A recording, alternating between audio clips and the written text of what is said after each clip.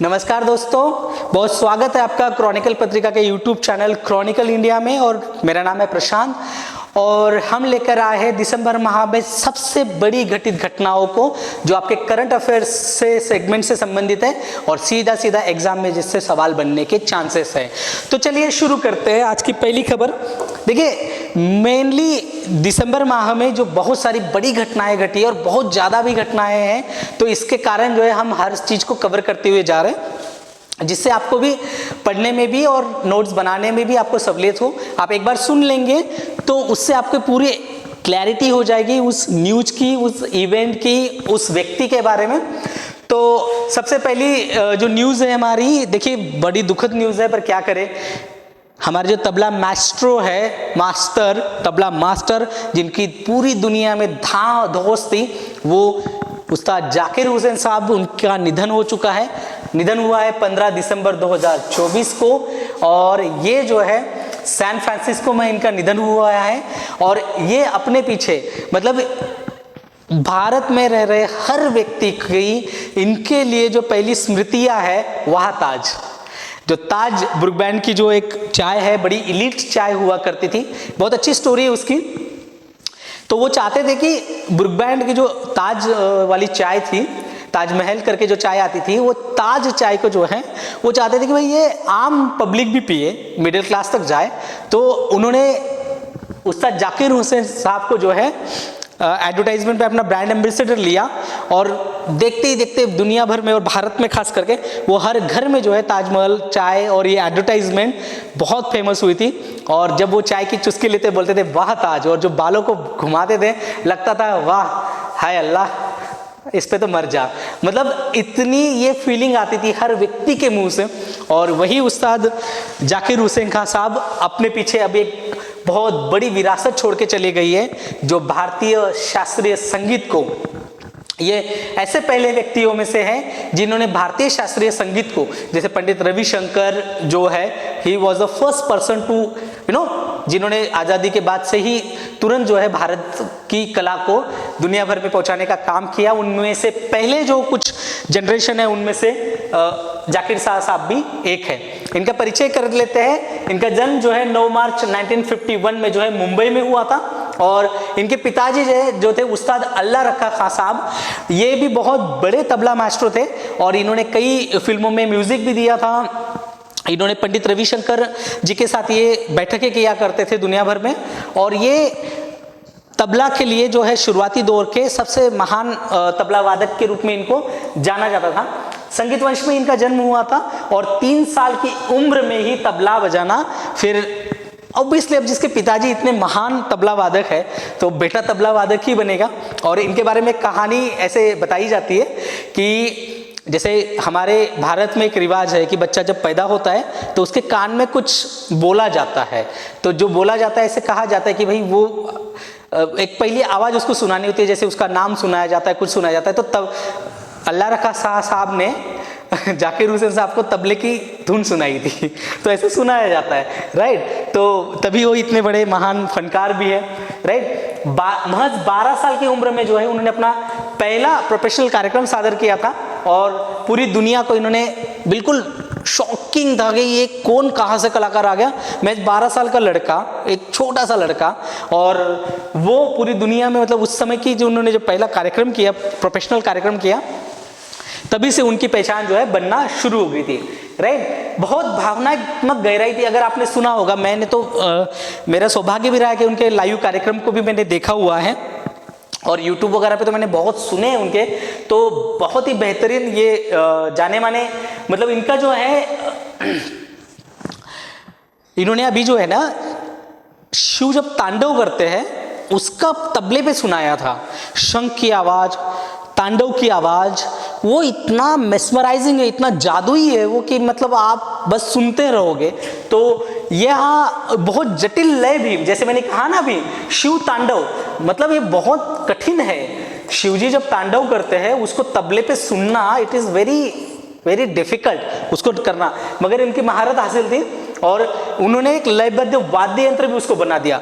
मतलब तबला हर इंस्ट्रूमेंट की आवाज भी निकाल लेता था, मधुर शक्ति की बन पाया, राइट। बहुत नया दृष्टिकोण था उनका तबले को लेकर, शैलियाँ इन्होंने विकसित की और विश्व संगीत में बताऊंगा आपको आगे कि कैसे दुनिया भर के म्यूजिशियंस इनके साथ आके कोलैब करते थे, वो एक बात है, वो मैं आपको बताऊंगा। दुनिया भर के अलग अलग संगीतकारों के साथ जो है इन्होंने जो है अपनी प्रस्तुति दी है, और सिर्फ प्रस्तुति नहीं दी है, दुनिया भर में इसे बहुत सराहा गया है और दुनिया भर में उनको पुरस्कृत भी किया गया है।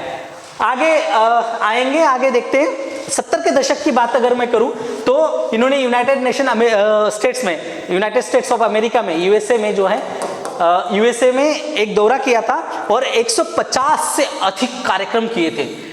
और 70 का दशक है, सिर्फ 1970 का दशक है और 150 से ज्यादा कार्यक्रम सिर्फ अमेरिका में किए थे। कितनी बड़ी बात है।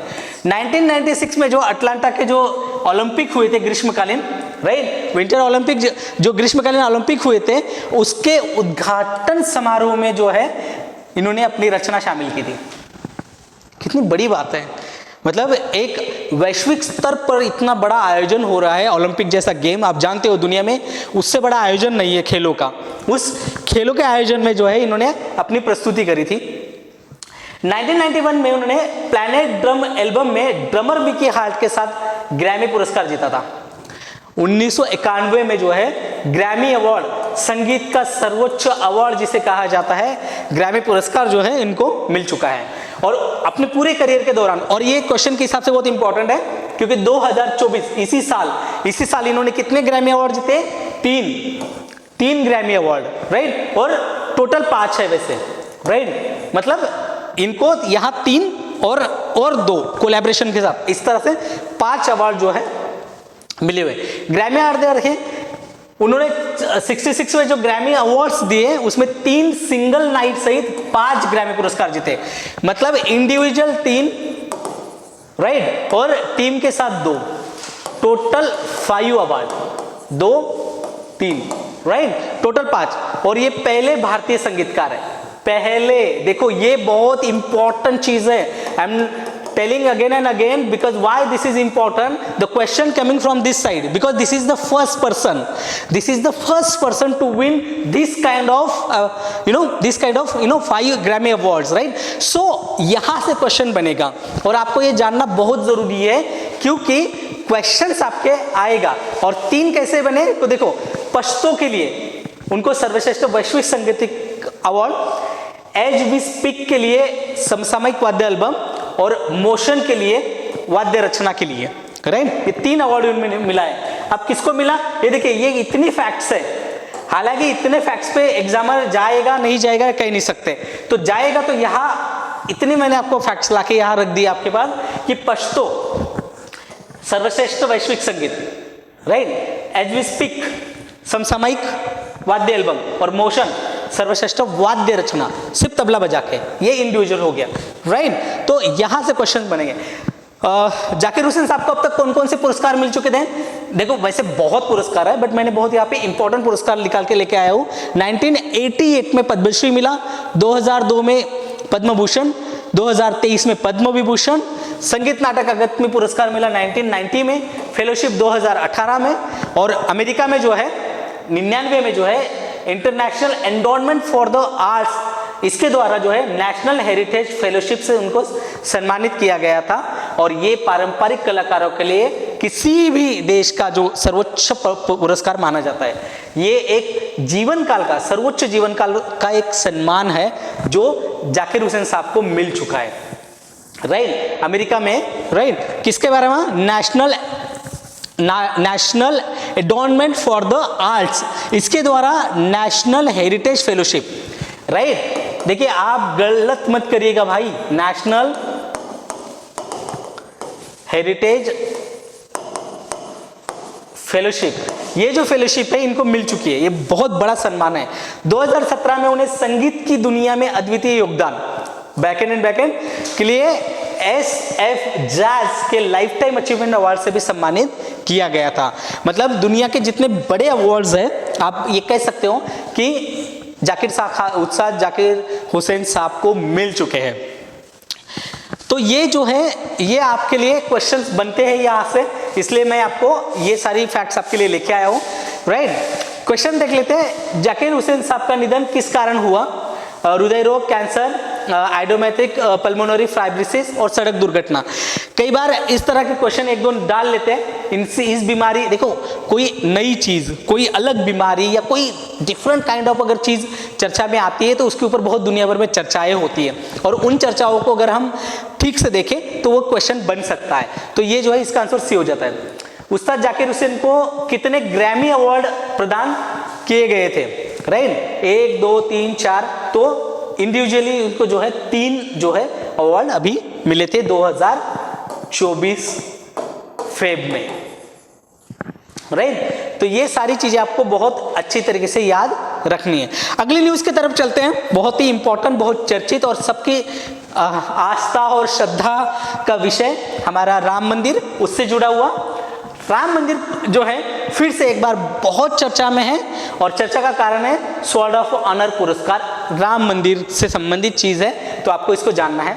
ये 15 दिसंबर 2024 को जो अयोध्या स्थित राम मंदिर है हमारा, उस राम मंदिर की जो सुरक्षा प्रबंधन है, सिक्योरिटी मैनेजमेंट और उसकी सभी चीजों को ध्यान में रखते हुए ब्रिटिश सुरक्षा परिषद के द्वारा दिया जाने वाला स्वॉर्ड ऑफ ऑनर पुरस्कार, ये सिक्योरिटी संदर्भित, सिक्योरिटी मैनेजमेंट जिसे हम कहते हैं, सिक्योरिटी मैनेजमेंट से संबंधित जो सर्वोच्च पुरस्कार है, किसके द्वारा दिया जाता है? ब्रिटिश बीयूके, ब्रिटिश की जो सुरक्षा परिषद है उसके द्वारा वहां से स्वॉर्ड ऑफ ऑनर नाम का पुरस्कार दिया जाता है, और ये राम मंदिर की सुरक्षा संबंधित चीजों को मिला है। देखिए, सुरक्षा प्रबंधन में एक सबसे प्रतिष्ठित पुरस्कारों में से एक है, और ब्रिटिश की सुरक्षा परिषद, जैसे मैंने अभी आपको कहा, ये एक बहुत कठोर ऑडिट करती है, कोई कोताही नहीं बरती। इतने सारे पैरामीटर्स होते हैं, 100 पैरामीटर्स मान लीजिए, और खुद वहां जाएगी, वो साइट पे जाएगी। मतलब इस परिषद के जो लोग हैं, ऑडिट करने वाले, जो चेक करने वाले, वो लोग राम मंदिर अयोध्या आए, अयोध्या में उन्होंने हर चीज बारीकी से नोट करी, देखी, ऑडिट किया, उसके बाद ऑन साइट मूल्यांकन के बाद ही ये पुरस्कार प्रदान किया जाता है। तो आप सोचो कितनी बड़ी सुरक्षा, कितनी बेहतरीन सुरक्षा जो है वहां आपको मिल रही, कितनी बेहतरीन सुरक्षा जो है हमें वहां मिल रही है, यही आपको इससे अंदाजा लगा सकता है। 5 स्टार रेटिंग होती है, 5 सितारा rating, 5 star rating, 5 star rating दी जाती है, और तभी जाकर जो है ये पुरस्कार मिलता है। ये पुरस्कार ऐसे ही नहीं मिलता है कि आप 1 रेटिंग मिल गई, 2 रेटिंग मिल गई, 3 नहीं, टोटल 5 स्टार रेटिंग आपको मिलनी चाहिए, तभी आपको ये पुरस्कार जो है मिल जाएगा।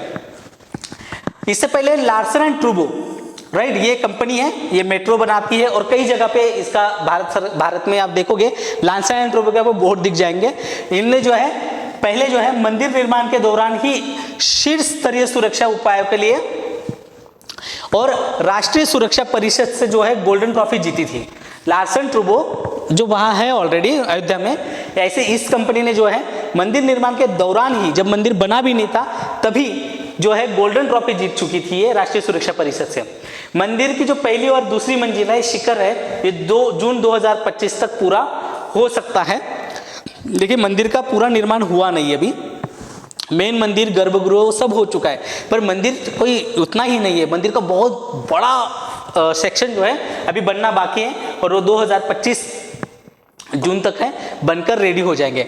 राम मंदिर के बारे में जान लेते हैं। देखिए, राम मंदिर हमारा आस्था का विषय है, और अभी अपकमिंग जैसे आप देखोगे, जैसे यूपी आरओ, ये आरओ की एग्जाम है, राइट, और भी कई एग्जाम्स आएंगी जिनमें इस तरह के जो क्वेश्चंस है, ये क्वेश्चंस बनने के चांसेस बढ़ जाते हैं। और जो कि राम मंदिर उत्तर प्रदेश में है, कहां? अयोध्या, उत्तर प्रदेश, राइट। और यूपी हमारा आरओ की एग्जाम जो अभी आने वाली है, तो उसको अगर हम देखें, स्टेट सेंट्रिक, ये स्टेट पीसीएस एग्जाम का कंटेंट जो है यहां से निकल के आ सकता है। तो अगर हम देखें तो श्री राम जन्मभूमि तीर्थ क्षेत्र ट्रस्ट है, इसकी एक निर्माण समिति है, और उसी के साथ लार्सन एंड टूब्रो और टाटा कंसल्टेंसी के इंजीनियर्स के बीच एक, ये 3 इसके प्लेयर्स है। देखिए, राम जन्मभूमि ट्रस्ट, लार्सन एंड टूब्रो 2 और टाटा इंजीनियर्स 3। ये तीनों की मिलीजुली जो एक प्रयास है, उस प्रयास के कारण ये अवार्ड मिल चुका है। राम दरबार और भारतीय पौराणिक कथाओं के जो प्रमुख संतों के जो है यहाँ चित्रित किया गया है। संगमरमर की मूर्तियां हैं। जनवरी 2025 तक ये भी पूरी हो जाएगी, मतलब हो ही गई है अब ऑलमोस्ट। और एक वास्तुशिल्प है जो भारत की सांस्कृतिक विरासत का जो महत्व है उसमें जो है बहुत एक योगदान देगी और एनरिच करेंगी India's cultural heritage, religious heritage. हमारा जो जान रहे हो ना कि भारत में अजंता, एलोरा, जो है खजुराहो के टेम्पल्स है, साउथ के इतने बेहतरीन टेम्पल्स हैं, उसमें जो है राम मंदिर और एक जुड़ेगा। इससे क्या हो गया, देखिए आस्था तो अब है ही अपनी जगह, पर दुनिया भर के लोग क्या आएंगे, टूरिस्ट, राइट, स्पिरिचुअल, जो लोग स्पिरिचुअल के लिए आएंगे, कुछ लोग आएंगे रिसर्च करने, राइट, जो हिस्ट्री से जुड़े हुए लोग होते हैं। तो ये इनके लिए, सबके लिए, आस्था वाले लोग, पढ़ने वाले लोग, सब लोगों के लिए बहुत अच्छी रहेगी। राजस्थान, देखिए मंदिर का निर्माण कहाँ हो रहा है, राजस्थान के बंसी पहाड़पुर से जो पत्थर ला रहे हैं उनका उपयोग करके मंदिर का निर्माण किया जा रहा है। मैंने बहुत स्पेसिफिकली इसलिए लिखा है, कई बार पूछ लेते हैं भाई प्रसिद्ध अयोध्या का राम मंदिर का जो पत्थर है वो कहाँ से आ रहे हैं, या उस पहाड़ के बारे में पूछ लेंगे या उस स्थान के बारे में पूछ लेंगे, राइट। ये देखिए रामलला की मूर्ति, इसके बारे में भी जान लेते हैं कुछ फैक्चुअल चीज। ये देखिए लगभग 15 लाख क्यूबिक फीट का जो पत्थर है, और यहाँ इस मंदिर को बनाने के लिए जो है 15 लाख क्यूबिक फीट पत्थर का जो है परतें लगने वाली, संगमरमर के परतें उसमें शामिल है। इसका मुख्य प्रवेश द्वार जो है पूर्वी दिशा में है, राइट। मंदिर में कुछ 5 हॉल है, राइट। अब आप देखिए ये 5 हॉल कौन कौन से हैं, नृत्य मंडप, रंग मंडप, सभा मंडप, प्रार्थना मंडप और कीर्तन मंडप, ये 5 हॉल है, राइट। ये पांचों के 5 आपको याद रखने हैं। सवाल यहां से बन सकता है, बनेंगे जरूर, कुछ भी पूछ सकता है। और किसने बनाई है रामलला की मूर्ति, बहुत फेमस मैसूर के जो मूर्तिकार है अरुण योगीराज, बहुत यंग व्यक्ति हैं। इन्होंने शिशु बाल राम जिसको हम कहते हैं उनकी मूर्ति बनाई है। राम का जो बाल स्वरूप है उसकी मूर्ति, और गर्भगृह में जो है ये गर्भगृह में स्थापित की गई है। और सबसे इंपॉर्टेंट बात, और ये जो ब्लैक पत्थर है, ये जो काला पत्थर आपको दिख रहा है, ये 3 अरब साल पुरानी चट्टान है। 3 अरब माने सोच के देखो, जो पृथ्वी और मतलब 3 अरब हम सोच भी नहीं सकते, इतनी पुराना पत्थर है। और इस पत्थर की बहुत खासियत है। क्या खासियत है इन पत्थरों का, अगर मैं बात करूं तो इस पत्थर जो है, इस पर हजारों साल तक पानी, जैसे हम पानी कहते हैं ना, हवा, मतलब क्लाइमेट चेंजेस का इस पत्थर पे कोई असर नहीं होगा। क्लाइमेट चेंज का इस पत्थर पे कोई असर नहीं होगा। कितना पानी गिरे, धूप गिरे, अगरबत्ती गिरे, कुछ भी हो जाए, अगरबत्ती, धूप लगाओ, चंदन लगाओ, लेप लगाओ, तेल से नहाओ, मगर इस पत्थर पे कोई आँच नहीं आने वाली है हजारों साल तक। अब 3 अरब साल से अगर ये पत्थर ऐसे जस का तस रखा हुआ था और उसकी मूर्ति बनाई गई है, तो सोचो ये पत्थर कितने हजारों साल चलेगा। ये पत्थर मतलब ये पत्थर जो है हजारों साल चलने वाला है, अरबों साल से पड़ा हुआ था, उसकी मूर्ति बन गई। ये मूर्ति हजारों साल चलेगी। तो इस मूर्ति की ये खासियत है। क्वेश्चन देख लेते हैं कहां से क्वेश्चन बन सकता है। राम मंदिर निर्माण में किन पत्थरों का प्रमुखता से उपयोग किया गया है। ये मकराना राजस्थान, बी कोल्लूर तमिलनाडु। देखिए मैंने अब यहाँ पे दोनों चीजें डाल दी है भाई। जो पत्थर है वो पत्थर क्या है, वो पत्थर है मकराना जो राजस्थान से आता है। एक तो होगा कोल्लूर नाम का पत्थर है जो तमिलनाडु से आता है। लाल ग्रेनाइट है जो आंध्र प्रदेश से आता है। शाहबाजपुर है जो मध्य प्रदेश से आता है। तो मोस्टली जो है वो मकराना राजस्थान से आता है। अयोध्या में जो राम मंदिर के लिए रामलला की मूर्तियां जो है वो किसने बनाई, रामलला की मूर्तियां किसने बनाई। जो देखिए रामलला की मूर्तियां, आप सोचोगे सर मूर्ति तो एक ही है, आप ये देखो यहाँ 10 अवतार है। अगर आप ये देखोगे 1 2 3 4 5 और इधर ये 5, 10 अवतार है। तो इन 10 अवतारों का मतलब ये जो मूर्ति, ये पूरी मूर्ति और ये मूर्तियां किसने बनाई, तो ये के.जी. सुब्रमण्यम अय्यर, बी राम सुतार, सी एम.एफ. हुसैन, डी अरुण योगीराज। तो इसका answer obviously D Arun Yogiraj है, और वो राजस्थान का पत्थर मैंने बताई दिया आपको। ठीक है, चलिए अगली न्यूज देख लेते हैं साइंस एंड टेक्नोलॉजी और स्पेस टेक्नोलॉजी से। देखिए साइंस, यहां से हर साल सवाल बनते हैं, आपको पता है, साइंस एंड टेक्नोलॉजी। और उसमें भी ये जो न्यूज़ है ये specially space and satellite technology से है, राइट। सैटेलाइट टेक्नोलॉजी उपग्रह है ये, निसार नाम का उपग्रह है जो 2025 में लॉन्च होने वाला है। इसलिए करंट अफेयर की न्यूज़ है, आपको होगे सर 2024 चल रहा है तो अब ये लॉन्च होने वाला है, तो इसके जो है यहाँ से सवाल बनने के चांसेस बन जाते हैं। निसार क्या है, इसका नाम जो है निसार एक SUV आकार का उपग्रह है। अमेरिका और भारत की अंतरिक्ष एजेंसियों द्वारा ये संयुक्त रूप से बनाया गया है। इसमें कौन कौन प्लानर्स है, भारत की संस्थाएं, मतलब भारत और अमेरिका, मोस्टली इंडो यूएस इन दोनों के संयुक्त रूप से बनाया गया ये उपग्रह। सितंबर 2014 में नासा, इसरो, इनके बीच में समझौते पे हस्ताक्षर किए गए थे जिसके तहत ये बनाया जा रहा है, राइट। और नासा उपग्रह के लिए क्या दे रहा है, एक रडार, विज्ञान डेटा के लिए एक संचार प्रणाली और जीपीएस रिसीवर और एक पेलोड डेटा प्रणाली भी प्रदान कर रहा है। ये सारी चीजें कौन दे रहा है, नासा दे रहा है। और दूसरी ओर इसरो क्या कर रहा है, एक अंतरिक्ष यान बना रहा है और दूसरे प्रकार के रडार, और जिसमें एस बैंड रडार और प्रक्षेपण हम करेंगे और प्रक्षेपण की सारी सेवाएं ही हम देंगे। मिला जुला है, दोनों देश मिलके ये जो है इसको कर रहे हैं। निसार का क्या होता है भाई, जैसे निसार का क्या है, नासा इसरो सार का संक्षिप्त रूप है निसार, नासा इसरो, यहीं पे देखो NISAR NASA ISRO, right, N ISRO ऐसे। यहां अगर हम देखें कि एक सिंथेटिक एपर्चर, एसआर का क्या मतलब है, ये तो हो गया NASA, N it mean NASA, IS माने वो जो है इसरो। अब सार का क्या मतलब हो गया, नासा इसरो, अब ये सार रहेगा ना, तो सार का तात्पर्य है synthetic aperture radar, right, synthetic aperture radar, सार, राइट, सार। तो इसका क्या करेगा, नासा पृथ्वी की सतह में परिवर्तन को मापेगा।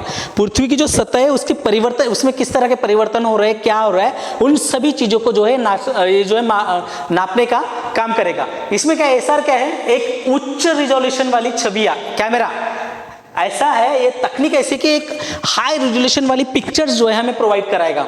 और सटीकता इतनी जबरदस्त है, रडार जो है बादलों और अंधेरों में भी प्रवेश कर सकता है।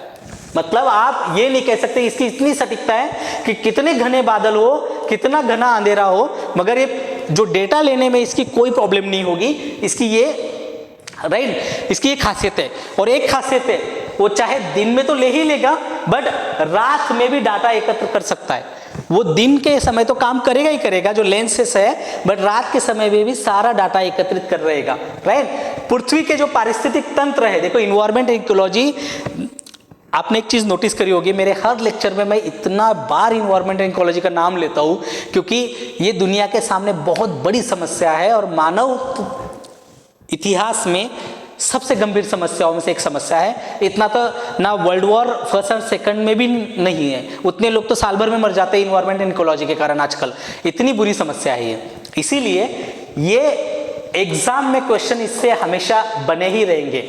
जलवायु परिवर्तन, क्लाइमेट चेंज, प्राकृतिक आपदा, डिजास्टर मैनेजमेंट, और इसका जो है इन सभी चीजों का जो है हमें ये डेटा प्रदान करेगी। आगे चलते हैं। अगर हम ये देखें निसार की बात करें तो एक लॉन्च किया गया नासा के द्वारा सबसे बड़े रिफ्लेक्टर एंटीना से लेस होगा, सबसे बड़ा। निसार को अगर हम बात करें सूक्ष्म परिवर्तन की निगरानी के लिए ही बनाया गया है, बारीक से बारीक चीजें, राइट, बांधों, पुलों माने नहर, ओके, पुल, ऐसे चीजों को जो है इसका ढांचा का मूल्यांकन भी करेगा। और साथ ही साथ 1 इंच, मगर ये बांध है, अगर 1 इंच का भी यहाँ फासला कुछ प्रॉब्लम हुआ, मामूली बदलाव हुआ, तो भी इसका पता वो बता पाएगा, राइट। बर्फ की चादर की गतिविधियों तक ये बता पाएगा और वनस्पति परिवर्तनों पर भी नजर रखकर, मतलब आप सोचो बर्फ वहां उसके अंदर तक जाकर वहां अगर कोई 1 इंच का भी चेंज हो रहा है तो वो भी हमें ये बता सकता है। ज्वालामुखी का जो विस्फोट होते हैं उनके भी चेतावनी हमें देगा और भूजल आपूर्ति की निगरानी करने में भी हमें ये मदद करेगा, राइट। तो ये चीजें हैं। अगली न्यूज देख लेते हैं। अब थसायश्वर मंदिर है, इसको एक सांस्कृतिक विरासत का पुरस्कार मिला है यूनेस्को के द्वारा, राइट। देखिए ये चर्चा में क्यों है, क्योंकि ये जो मंदिर है ये तमिलनाडु के तंजावर में है और ये लगभग 1300 साल पुराना चोल राजवंश की संरचना है। ये चोल राजवंश थुक्काची एक जगह है, उसमें अब थायस्वर मंदिर है और इसकी सांस्कृतिक विरासत के संरक्षण के लिए यूनेस्को का एशिया प्रशांत पुरस्कार जो है इसको मिला है। अब इस मंदिर की अगर मैं बात करें तो ये पुरस्कार जो है इसकी विरासत को बरकरार रखते हुए और इसको संरक्षित किया, मतलब इसको रिस्टोर किया गया है, मगर इसकी जो विरासत थी, जो कलाकारी थी, जो आर्ट एंड कल्चर था, उसको एज इट इज रखा गया है। इसका जीर्णोद्धार जो है 2 प्रकरणों में किया गया है। मरम्मत एक थी और संरचना को सुदृढ़ करके गोपुरम को रंग देना था। फिर से पुराने जमाने में जो कलर दिया गया था वही कलर फिर से देना था और इसका जो अंतिम अभिषेक समारोह था वो दिसंबर 2023 के बाद हुआ था। राइट, ऐतिहासिक महत्व देख लेते हैं। राजा विक्रम चोल और कुलोथुंगा चोल द्वारा इसका निर्माण किया गया था। इसमें 5 प्राकारम थे, बाड़े, राइट, और ये गांव जो है विक्रम चोजीस्वरम और कुलोथुंगा चोल नुल्लूर के नाम से भी जाना जाता था। तो ठीक है दोस्तों, देखिए कैसे होता है ना कि अब हमने 2 न्यूज़, जैसे डेली जो है हम न्यूज़ कवर कर रहे हैं, तो हमने अभी देख लिया सैटेलाइट, साइंस एंड टेक्नोलॉजी का भी टॉपिक हमने देख लिया, स्पोर्ट्स का देख लिया, या हमने आर्ट एंड कल्चर से जो प्रसिद्ध व्यक्ति जिनका निधन वगैरह ये सब हमने देख लिया है। तो हम लोग क्या करेंगे, रेगुलर बेसिस पे जो आपके एग्जाम से रिलेटेड और बहुत ही एग्जाम सेंट्रिक जो टॉपिक्स होंगे उन्हीं को हम पिक करेंगे और उनको जो हम यहाँ पर आपको अच्छे से पढ़ाएंगे।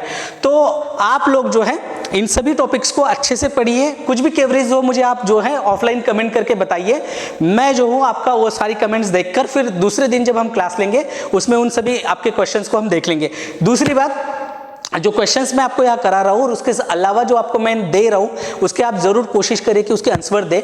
और जो है क्रॉनिकल पत्रिका के जो यूट्यूब चैनल है हमारा क्रॉनिकल इंडिया, उसको सब्सक्राइब करिए। तो आज के लिए हम यही रोकते हैं। आप सभी का धन्यवाद। Thank you very much.